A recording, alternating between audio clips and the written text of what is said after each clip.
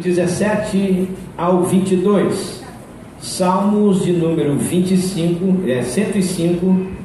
verso de número 17 ao 22.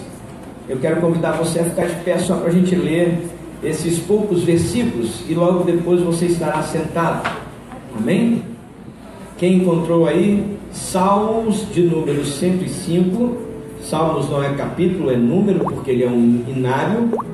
E o verso, porque não é versículo, é o 17 ao 22. Amém? Diz assim: mandou perante eles um homem, José, que foi vendido por escravo, cujos pés apertaram com grilhões, foi posto em ferros, até o tempo em que chegou a sua palavra. A palavra de Deus o provou. Mandou o rei e o fez soltar, o governador dos povos e o soltou. Fê-lo senhor de sua casa e governador de toda a sua fazenda, para sujeitar os seus príncipes a seu gosto e instruir os seus anciões. Amém? Amém. Deus, esta é a tua palavra e este é o teu povo aqui reunido nesta noite. Eu quero te pedir que me ajude mais uma vez, que o teu Espírito possa continuar a ministrar no nosso coração aquilo que é a tua vontade esta noite. Obrigado por cada que adentrou nessas portas. Que a tua bondade seja conosco. É a minha oração no nome de Jesus. Amém. Pode sentar. Estamos em todo este mês com uma série de mensagens cujo tema é "E agora, José?".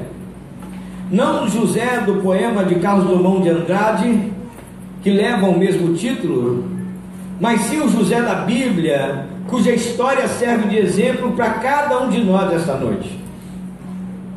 Como foi dito na primeira mensagem da semana passada, José era o 11º filho de Jacó, um dos patriarcas. José também era filho predileto de seu pai, por ser o primogênito da única mulher que Jacó verdadeiramente amou, de nome Raquel. A Raquel Deus abriu a madre, mas só fez isso depois que Jacó já tivera filhos com a irmã de Raquel, de nome Lia, com a escrava de Lia, de nome Zilpa, e com a escrava de Raquel, de nome Bila. De forma que quando José nasce, Jacó já tem 10 filhos, e ele é o 11º, mas ele é tido como filho predileto, como disse antes, porque ele era o filho da mulher a qual Jacó amava.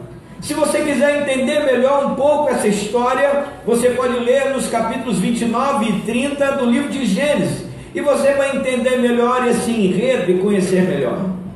Mas no capítulo de número 37 nós encontramos a história do jovem José, a sua situação e a maneira com a qual ele lidava com os seus irmãos, lidava com os contratempos de sua família, a maneira de se sentir amado pelo pai, mas odiado pelos seus irmãos, e a Bíblia diz que era por causa dos seus sonhos, e por causa dos sonhos de Deus na vida de José, ele pagou um alto preço, ele sofreu um bocado, mas mesmo em meio a sofrimento, 3 coisas José nunca deixou que acontecesse na sua história. Primeira delas, José nunca quebrou a confiança do seu pai para poder favorecer os seus irmãos que erravam. Ele nunca esteve conivente com o erro. José nunca deixou de sonhar os sonhos de Deus, ainda que os ambientes à sua volta fossem muito hostis. E José sempre andou com Deus ao seu lado. Ele sempre andou com Deus. Você anda com Deus ao seu lado? Amém? Deus está com você? E agora José, ele é vendido agora para os ismaelitas, traído por seus irmãos, de senhor a servo, de livre para escravo, de livre na casa do pai, a escravo na casa de Potifar. E agora José, parece uma bela história acabou, um sonho terminou. Parece que todas as expectativas que se tinha de que as coisas iam dar certo, deram errado. Talvez na sua vida isso já tenha acontecido algumas vezes, de que você tenha pensado algo bom, e criado uma expectativa positiva, mas os acontecimentos foram mostrando que não era bom, que aquela expectativa, ela passava por um caminho do qual você não queria passar. Falei hoje pela manhã na escola dominical, que a razão da nossa frustração é simplesmente a nossa expectativa. Se você gera uma expectativa além daquilo que as pessoas podem fazer, se você gera uma expectativa no seu filho além daquilo que ele é, se você gera uma expectativa no seu esposo além daquilo que ele é, se você gera uma expectativa na sua esposa além daquilo que ela é, se você gera uma expectativa no culto além daquilo que ele pode oferecer, se você gera uma expectativa além, inevitavelmente você vai se frustrar. Porque a culpa da frustração não é ninguém, é você, é a sua expectativa. Talvez você esperou demais de alguém que não tinha para te dar, e aí ninguém pode dar o que não tem. Você não dá o que não tem, e ninguém pode dar o que não tem. Então a razão das frustrações era porque você às vezes cria uma expectativa muito grande. Então eu posso entender que José, ele já sabia quem eram os seus irmãos, e ele não criava expectativas que não pudessem acontecer na sua história. O pastor Miles Monroe costumava dizer que o lugar mais rico da face da terra é o cemitério, porque lá estão enterrados sonhos, famílias, projetos, livros, coisas que pessoas guardavam no seu coração, mas que levaram com elas, não tiveram coragem de experimentar, de lançar mão, de ousar, de ter coragem de encarar o sonho. Existem muitas pessoas hoje que se sentem fora da época. Agora não é mais para mim, isso não é mais para mim.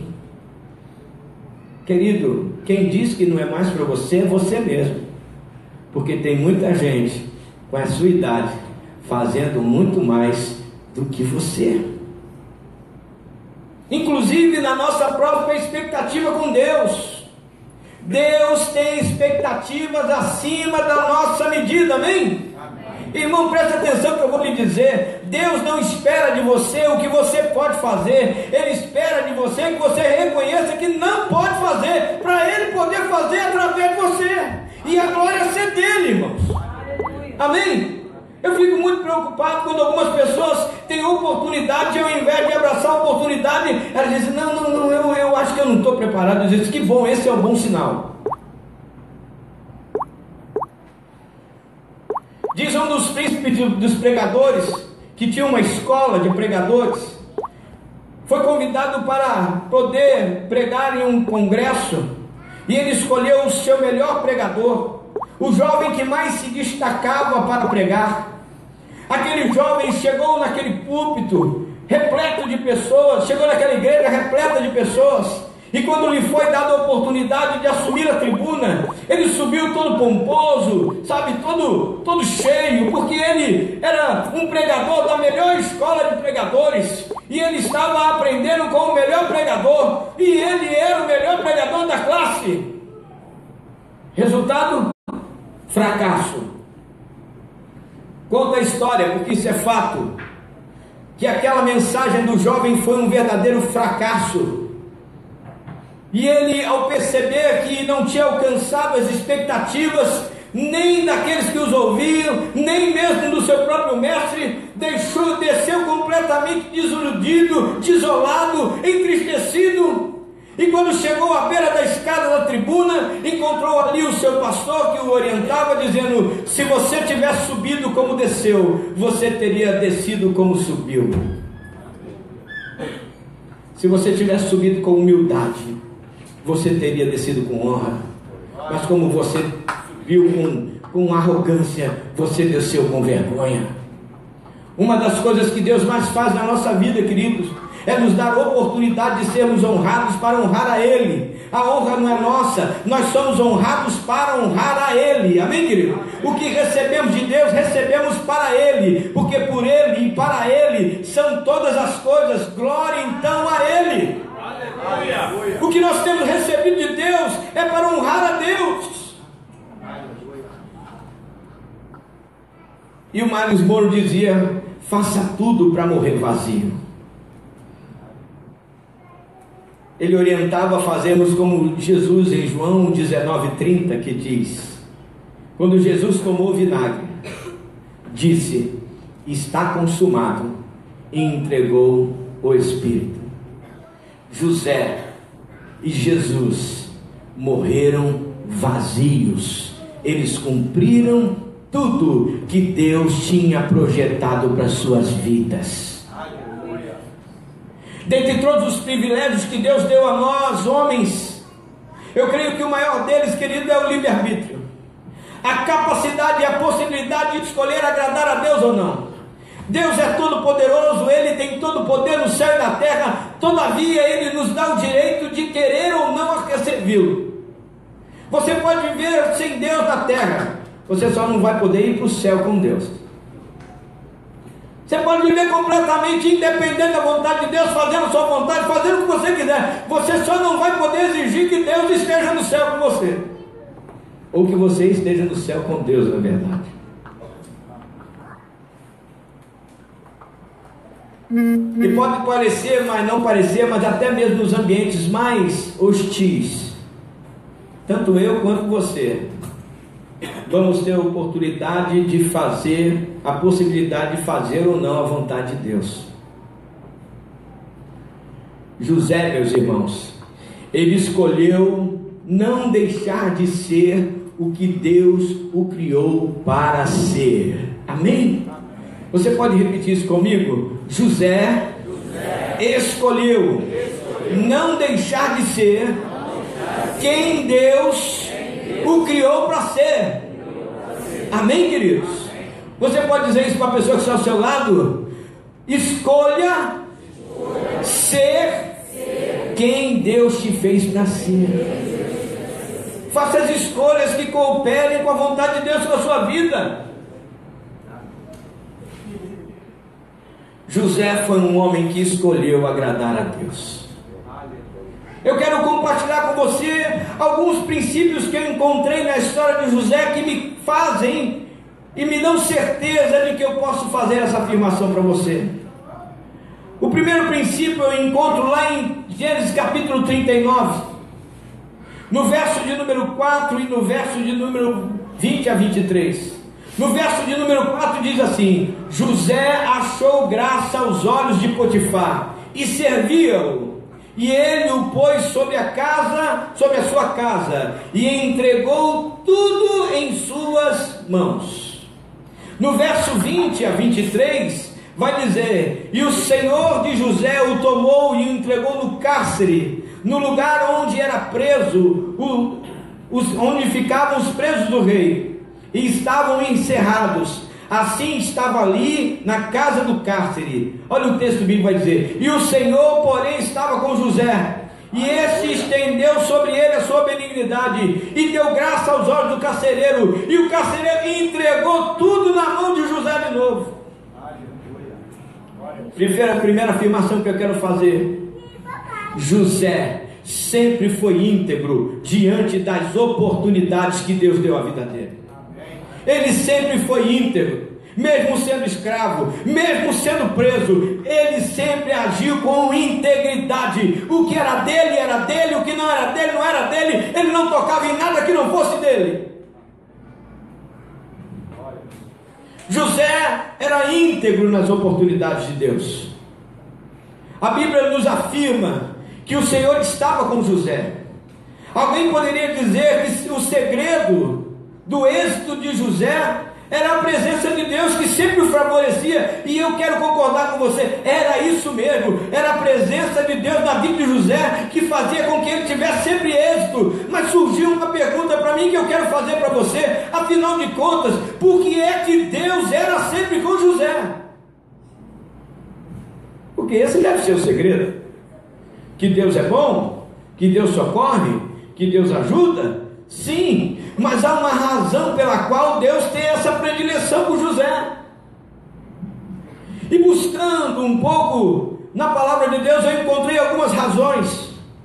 A primeira, eu encontro no Salmo de número 23, verso de número 3, que eu já falei muitas vezes nessa igreja: guia-me pela vereda da justiça por amor ao teu nome. José amava mais a Deus do que as outras coisas. Amém? Ele amava mais a Deus do que outras coisas. Se aquilo desviasse José da presença de Deus, ele não queria. Aquilo que era oferecido para José, que não, ainda que ele, olha rapaz, você vai tomar prejuízo, eu tomo prejuízo, mas eu não vou ofender a Deus. No Provérbios capítulo 4, verso de número 18, eu também encontrei uma outra identidade de José. Mas a vereda dos justos é como a luz da aurora, que vai brilhando mais e mais, até ser dia perfeito. E eu encontrei outra característica de José aqui também. José não utilizava as injustiças que ele sofria para cometer injustiça. Antes ele praticava a justiça. Amém? Ele não utilizava as injustiças, ele não pagava mal por mal, ele não devolvia na mesma moeda. Mexeu comigo, você vai ver.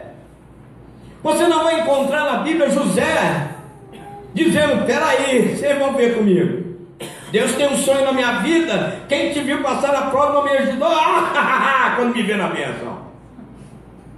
Você não vê José agindo dessa maneira. Pelo contrário,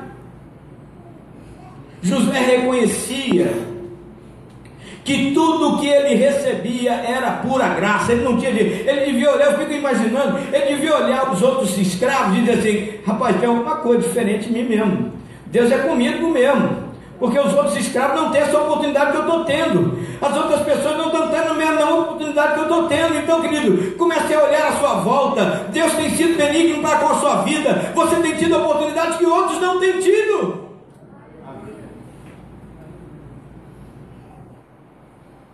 E Provérbios então 8,13 vai dizer: o temor do Senhor consiste em odiar o mal, a soberba, a arrogância, o mau caminho, a boca perversa, ele odeia.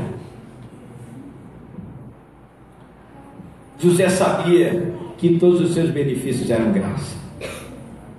Sabe, irmãos, quando a gente começa a ser grato, uma coisa fantástica acontece com a gente. A primeira coisa que acontece é que a gente começa a viver satisfeito. Amém? Gratidão gera satisfação. Uma pessoa grata vive satisfeita.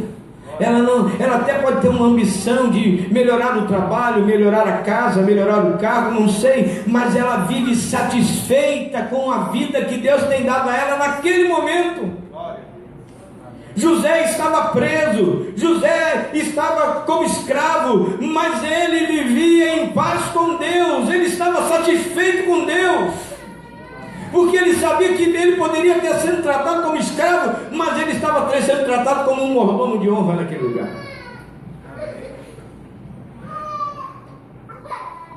Quer ter Deus ao seu lado? Mesmo nos momentos difíceis e injustos, você quer ter Deus ao seu lado? Eu vou te dar a receita que Deus me deu, fazendo essa mensagem. Primeiro, ame a Deus sobre todas as coisas. Segundo, não siga o caminho da vingança quando você tiver a oportunidade de se vingar. Terceiro, seja grato.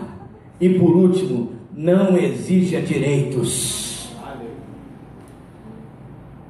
Quem exige direito é porque não tem direito. Você já viu isso? Já viu isso? Tem muita gente que exige direito sem ter direito. Entra na fila dos velhinhos, né? Mas não tem direito. Isso para não citar outras situações, mas muita coisa que não tem direito, está exigindo direito.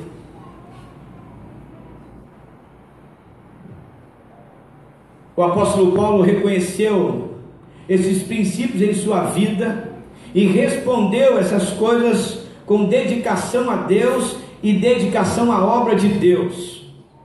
ele disse, eu gostaria muito que você decorasse esse texto, está lá em 1 Coríntios capítulo 15, verso 10, ele disse o seguinte: mas pela graça de Deus sou o que sou, e a sua graça para comigo não foi vã, antes trabalhei muito mais do que todos eles, todavia não eu, mas a graça de Deus que está comigo. Resumindo, José e Paulo foram homens que desfrutaram e honraram a graça de Deus para serem o que Deus planejou que eles fossem, servos de Deus.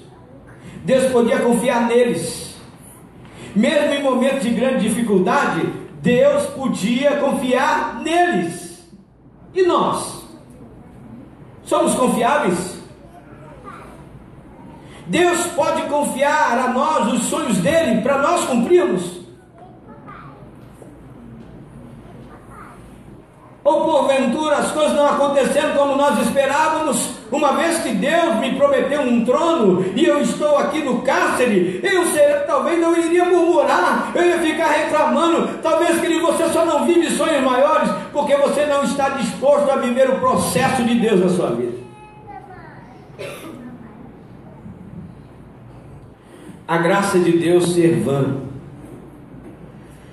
Todos os dias Deus nos perdoa, todos os dias Ele nos dá misericórdia, todos os dias Ele nos socorre, e a gente todo dia exige mais alguma coisa para fazer a obra de Deus, para fazer a vontade de Deus.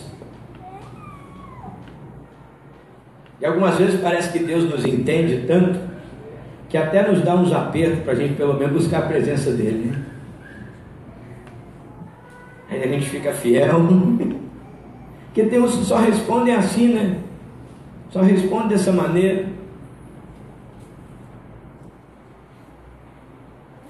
Eu quero dizer para você nessa noite que está aqui, que está me ouvindo, não deixe que a graça de Deus seja vã na sua vida. Que Deus te dê uma nova oportunidade e você desconsidere isso e erre de novo, e erre de novo, e não desfrute a sua vida envolvida com as coisas de Deus, porque tudo que está nessa vida passa, mas as palavras do Senhor não passam, a vida com Deus não passa. Então, querido, invista no lugar certo e Deus vai fazer prosperar. Tem gente que não aprende, gente, é verdade? Eu já ensinei isso para alguns, mas vou explicar de novo, né? Entenda o seguinte: Deus sempre trabalha com ciclos. Diferente de nós, Deus não trabalha com cronos, com horário, Ele trabalha com kairos.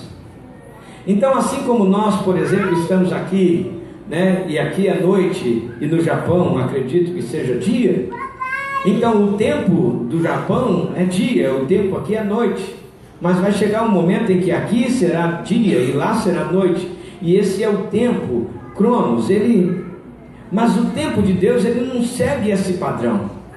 Deus, na verdade, Ele trabalha de acordo com a nossa capacidade de compreensão.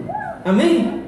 Então, quando você passa por um processo de perda, e Deus te dá graça, te ajuda, te anima, e você vai levantando, e Deus vai te honrando, vai te abençoando, aí chega aquela mesma oportunidade de ser fiel, de ser justo, de ser bom, a oportunidade é aberta. Quando você não cumpre isso, de volta. Vamos começar de novo? Amém? Prova bíblica disso, pastor? Simples. Jeremias 18. E disse o Senhor a mim: desce à casa do oleiro, e lá eu lhe direi o que eu hei de fazer. E quando cheguei à casa do oleiro, o oleiro estava entregue à sua obra, e eu vi que o vaso que estava na mão do oleiro se quebrou, e o Senhor então respondeu, e o oleiro fez um novo vaso, e o Senhor então perguntou: não poderia eu, a Israel, fazer de Israel um vaso novo, como esse oleiro fez? Amém? Deus não quer perder você, mas Ele também não vai te mandar com defeito. Ele não vai te mandar para o fogo com defeito, para você romper e ninguém perder. Nós tivemos aqui uma aula de oleiro e ele falou: enquanto o barro não foi para o fogo, pastor, você pode botar ele na água, você pode picar, você pode reaproveitá-lo, mas depois que ele foi para o fogo e estourou, não tem mais o que fazer. É caco. Deus não quer fazer de você caco, Ele quer fazer de você vaso. Vaso de honra na sua casa. Então entenda, viva os processos, experimente os processos e aprenda com Deus. Aprenda com Deus. José não foi ingrato, ele não negociou princípios, não menosprezou quem estava com ele na mesma condição. A primeira coisa é que José não seja ingrato. Ingratidão é muito ruim, né, irmãos? Coisa que dói é ingratidão, não é verdade? Gratidão dói. Você fazer uma coisa máximo para ajudar, talvez a pessoa até olhar para você e dizer: não me ajudou coisa nenhuma, fui eu. E tu dizer: fazer o quê? Ingratidão é terrível. Você dizer: não vai por aí, meu filho, você não sabe nada. Ingratidão é uma coisa terrível. Dar o seu melhor e a pessoa achar que você está dando o seu pior, isso é terrível. José não foi ingrato nem maligno. No verso de número 7 do capítulo de número 39, nós encontramos o seguinte fato: e aconteceu depois dessas coisas que a mulher do seu senhor pôs os olhos sobre José e disse: deita-te comigo. E agora, José, a mulher do homem que te comprou e te fez escravo está te dando condição. E agora? E agora? Aquele que te prejudicou, ou que de certa forma cooperou com a sua condição de escravo, agora ele está nas tuas mãos. Você tem a oportunidade de dar um prejuízo, você tem a oportunidade de levar uma melhor.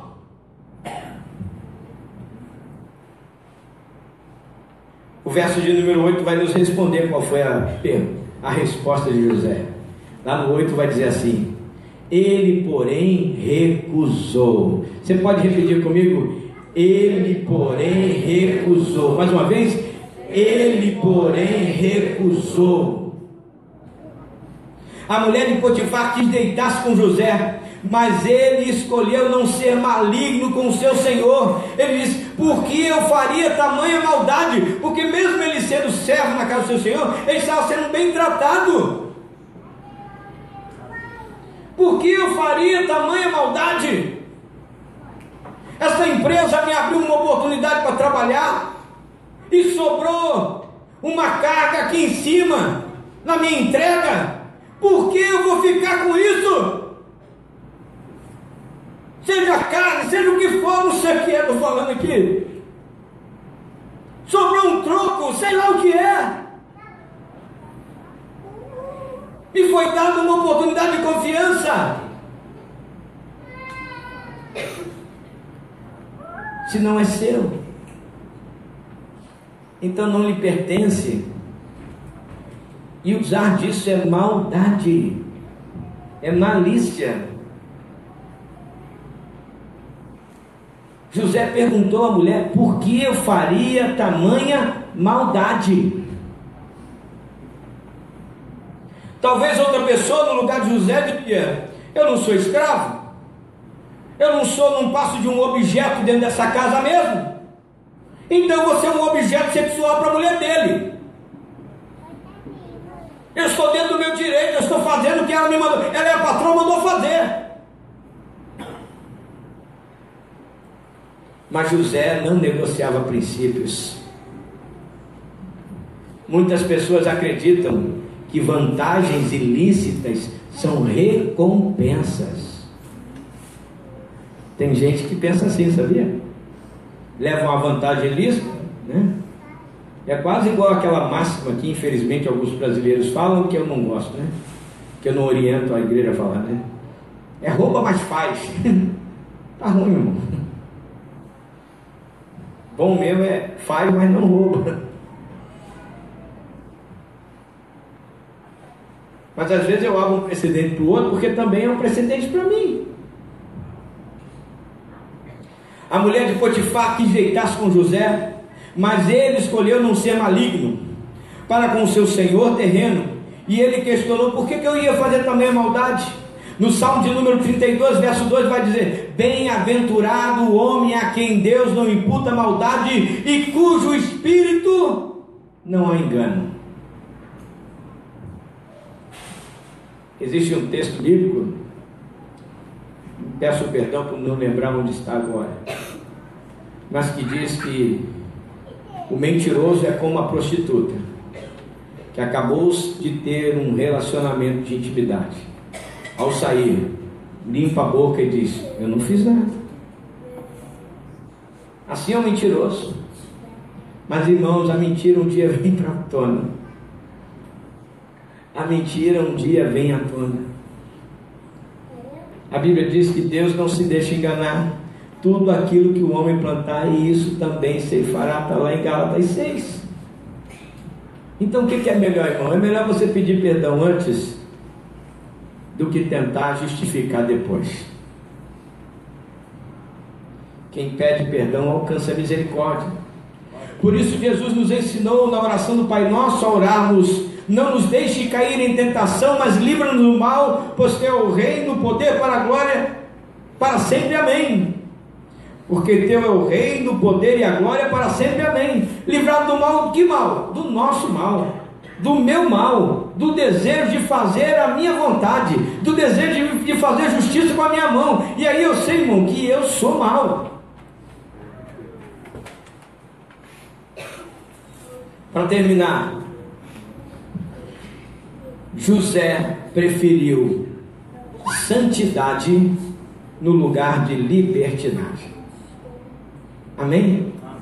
É um tema pouco popular. Eu posso dizer que essa mensagem talvez não seja nem uma mensagem muito atrativa. Falar de santidade, de pecado, de retidão de intenção. Eu quero é bênção, eu quero milagre, eu quero saber o que é que Deus vai fazer na minha vida. Ele me fez para sentar no trono. Eu sou chamado de rei dos reis, eu reino sacerdotal, eu sou um sacerdote de Deus. Não esqueça que alguns sacerdotes também eram sacerdotes, mas eram malignos, a saber, Ofni e Finéias. Estavam no templo, viviam no templo, comiam no templo, cultuavam no templo, mas todavia deitavam-se com as mulheres. A necessidade de buscarmos santidade na minha vida, na nossa vida, irmãos. Sede santos, porque eu sou santo. Deus continua sendo santo. Ele continua buscando uma igreja santa. Ele está à busca de homens e mulheres que queiram ser santos. Santidade é padrão de Deus. Seguir a paz com todos e a santificação, sem a qual ninguém verá Deus. Nós estamos abrindo tantos precedentes hoje na nossa vida, na nossa casa, que nós acabamos às vezes abrindo a porta para o inimigo.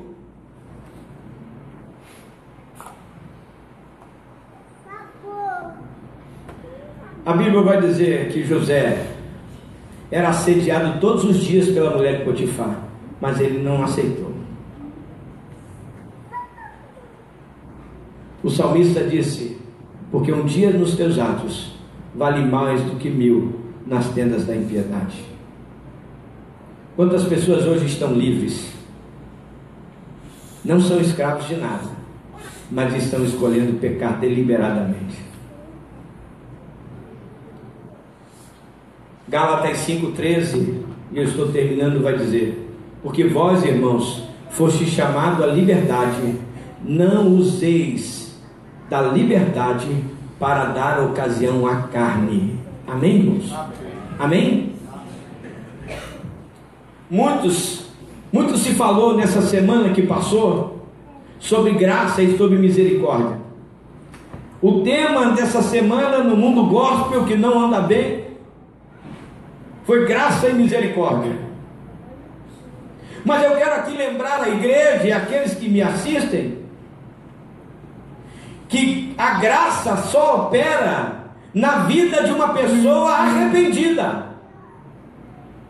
Se a pessoa não se sente pecadora, se a pessoa não se sente errada, se ela acredita que o que está fazendo é certo, a graça não vai poder operar na vida dela. Porque a graça é favor imerecido. A pessoa reconhece que não merece aquilo e então ela apela para a graça. E Deus dispensa a graça a ela. E a resposta dela à graça é amor a Deus. A nossa resposta à graça não é santidade. É amor a Deus que vai produzir santidade. Amar a Deus sobre todas as coisas produz santidade.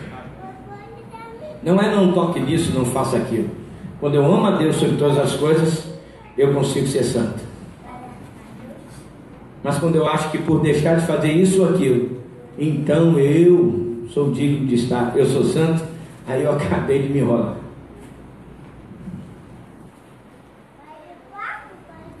A graça é favor imerecido e não favor oferecido.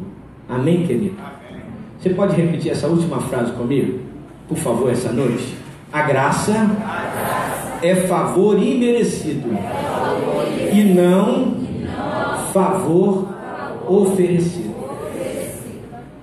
Entenda isso, porque assim você vai poder viver como José, que não desprezou todas as afrontas que ele recebeu. Ele não desprezou. José foi um homem que se importou com as pessoas que estavam junto com ele. Ele foi levado para o cárcere e lá estava o padeiro e lá estava também o copeiro do rei. A Bíblia diz, e não vou dar tempo aqui de eu ler para você, mas a Bíblia vai dizer que o chefe da guarda pegou José e disse assim: você agora que manda nessa cadeia aqui, quem você? E ainda pegou os caras que serviam ao rei para servir a ele. José podia naquela hora dizer assim: poxa, eu sou o cara aqui. Mas quando ele por uma manhã olhou aqueles dois homens, viu que o semblante dele não estava igual. Eles estavam tristes. E José foi até eles. Nós estamos vivendo um tempo de pequenos grupos de Gessel aqui na igreja. E existem algumas coisas que eu creio que Deus está fazendo na sua vida. E eu quero motivar você a viver dessa maneira. A perceber as pessoas à sua volta. E se porventura você achar que a pessoa não está bem, convidá-la para um canto, dizer assim: posso orar por você? Posso lhe ser útil? O que está acontecendo? De que maneira eu posso ajudar você? Porque foi desta maneira que José agiu, mesmo estando no cárcere. Talvez, irmão, você pode estar vivendo uma crise, uma dificuldade muito grande hoje, mas isso não impede você socorrer alguém e ajudar alguém. Os nossos problemas não podem nos impedir de ajudar aqueles que Deus tem colocado à nossa volta. Eu quero convidar você a ficar de pé, em nome de Jesus. Amém? E agora, José, vendido pelos irmãos, feito escravo na casa de Potifar, assediado pela sua esposa, caluniado por esta mulher falsa, lançado no cárcere. E agora, José, resposta: não deixe de ser o que Deus te fez para ser. Você lembra que no sonho de José, Deus o tinha